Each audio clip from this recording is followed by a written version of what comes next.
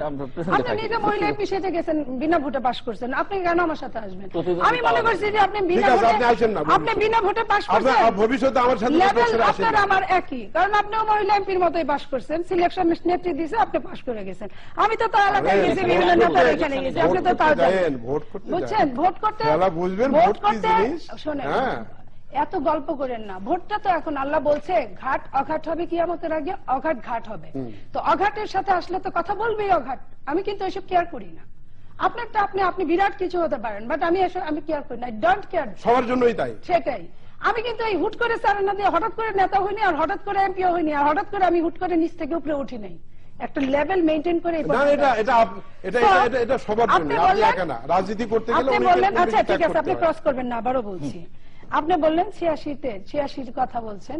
86-তে আপনার নেত্রী বলছিল, তখন একসাথেই আমরা রাজনীতি করেছি সংগ্রাম পরিষদে, বলছিল যে এরশাদের সাথে যে নির্বাচনে যাবে সে জাতীয় বেঈমান হবে। পরের দিন উনি লালদিঘির ময়দানে যখন গিয়ে এরশাদের নির্বাচন কবুল করলেন লালদিঘির ময়দানে, তখন কিন্তু আপনাদের সেই সময়ের যে তুখোর ছাত্রনেতা হাবিবুর রহমানকে জিজ্ঞেস করেন, তখন ছাত্রলীগের প্রেসিডেন্ট ছিল, হাউমাউ করে মধুতে তারা চিৎকার করে কান্নাকাটি করেছে। বক্তব্যটা আপনি একটু ইয়ে করেছেন, লালদিঘির ময়দানে বলেছিলেন জাতীয় বেঈমান, সেটা জাতীয় বেঈমানের কথা তখন যখন শুনেছে, তখন আপনার লালদিঘির ময়দান থেকে এসে কিন্তু সিদ্ধান্ত নিয়েছে। তো সেই জায়গাটায়, সেইখান থেকে আপনি সেই দলেরই একজন, আপনার কাছ থেকে একটা বেশি কিছু আশা করবো না। আজকে আপনারা এমন একটা সময় আপনারা নির্বাচন করছেন, একজনের দল আরেকজন মনোনয়ন দিচ্ছে। আপনার প্রথম আলো আজকে একটা জিনিস লিখেছে, নৌকা 1, নৌকা 2, নৌকা 3, নৌকা 4, নৌকা 5, আর কোথাও কিছু নাই চারিদিকে। রসালো বলতে যে শব্দটা যারা যারা পড়ে নেবেন। তারপর আপনি কি লিখেছেন, কি বলছেন যে নেত্রী ইলেকশন আমরা যাই, এটা চাইছেন আপনারা। যদি ইলেকশনে চাই থাকেন, তাহলে আমাদের দুইটা স্লোগান ছিল। একটা হলো এই মুহূর্তে দরকার নির্দলীয় সরকার, আরেকটা হলো দাবি 1, দফা 1, এই সরকারের পদত্যাগ। আর কিছুই না। কোন মন্ত্রী কয়টা দিবেন, স্বরাষ্ট্রমন্ত্রী, পররাষ্ট্রমন্ত্রী, অমুক তমুক, এইসবে আমাদের কোনো কথা না। আমরাও মন্ত্রী হতে চাইনি। আমরা বলছি প্রধানমন্ত্রী পদত্যাগ করবে এবং নির্দলীয় সরকারের আন্ডারে হবে। এই জায়গাটায় মেন ফর্মুলায় যখন না মানছেন, তখন পাগলের মতো প্রলাপ বকছেন। আপনি না, আপনার দল।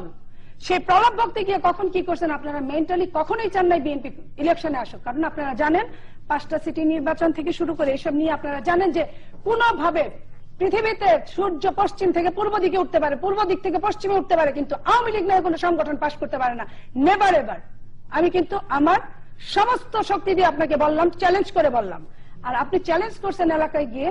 আমি দেখতে চাই বাংলাদেশের যদি নওগাঁর কোনো মানুষ দেখে থাকে, আমি দেখতে চাই আগামী 1 সপ্তাহে আপনি ওপেন জনসভায় আপনি বক্তব্য রাখবেন, মিছিল করবেন, আমি আপনাকে স্যালুট করবো। আমি টেলিভিশনে বলবো না, তারপরে তো যাবে। উনি এমপি না, জনগণ ওই এলাকার এমপি না, ওনার তো একটা এলাকা আছে, আমার তো এলাকা না, আমি তো আকাশ পাতাল এদের এমপি। ওনার তো একটা এলাকা আছে, ওই এলাকায় ভোটের প্রয়োজন হয় না, কিন্তু জনগণ তো মরে যায় না। জনগণ আছে, জনগণকে যে বলবে, মিষ্টি খাওয়াবে, জনগণের সাথে মোলাকাত করবে, আমি টেলিভিশনে দেখবো, আমি আপনাকে স্যালুট করবো, স্যালুট করবো। আর আপনি যদি না যেতে পারেন, যদি আপনি না যেতে পারেন সেই দিন, আমি বললাম তো যে আপনার রাজনীতির মৃত্যু হবে। রাজনীতি বলতে কিন্তু ওপেন 2-5টা কথা বললেন সেটা না। আপনার রাজনীতির মৃত্যু মানে আপনার দলের রাজনীতির মৃত্যু হবে। এটাই হলো মেইন কথা। আমি ওপেন আপনাকে ডিক্লেয়ার দিলাম। অনেকক্ষণ তো মাথা গরমের মতো ডাবল এমপি হিসেবে অনেক কথা বলে গেছেন, এখন ঠান্ডা মাথায় বললাম কালকে এলাকায় যাবেন। আপনি তো পুরুষ ছেলে, আমার মতো তো নারী না। আপনি তো সংরক্ষিত না, আপনি বলছেন ঠিক আছে, আপনি হলেন পুরুষ ছেলে। আপনি অনেক নিচে থেকে এই পর্যন্ত আসছেন, আপনাকে স্যালুট দেওয়া দরকার। আপনি এলাকায় যাবেন, আমরা এটা দেখবো, আমরা আপনাকে স্যালুট করব। তারপর সময় আপনি অনেকক্ষণ বলছেন। এরপর আপনি বারাক ওবামার কথা বলছেন। আমরা যদি বাংলাদেশ যদি একটা এই পৃথিবীর দেশ হয় এবং জাতিসংঘ যদি আমাদের কোন সমিতির যদি আমরা একটা মেম্বার হই, জাতিসংঘের রুলস এন্ড রেগুলেশন একটা জিনিস জানেন, আপনি তো রেগুলেশন খুব ভালো জানেন, একটা বিশ্ববিদ্যালয় দখল করেছেন, অবশ্যই রেগুলেশন অনেক জানেন। তো সেই রুলস এন্ড রেগুলেশনের 2টা রুলস শোনাই আপনাকে। জাতিসংঘের 2টি সনদের আলোকে 10ম সংসদের বৈধতা প্রশ্নবিদ্ধ। সনদটা হচ্ছে 21 অনুচ্ছেদের 3 দফায় বলা হয়েছে সরকারের কর্তৃত্ব ভিত্তি হচ্ছে জাতিসংঘের সনদ। সরকারের কর্তৃত্বের ভিত্তি হচ্ছে জনগণের অভিপ্রায়। তাদের এই অভিপ্রায় নির্দিষ্ট সময়ের বিরতিতে অনুষ্ঠেয় প্রকৃত নির্বাচনের মধ্য দিয়ে প্রতিফলিত হইবে। দাবি অনুচ্ছেদ 25 জাতিসংঘের অনুচ্ছেদ 25-এ বলা আছে প্রত্যেক নাগরিকের ভোট প্রদানের এবং নিজে নির্বাচিত হওয়ার সম অধিকার আছে।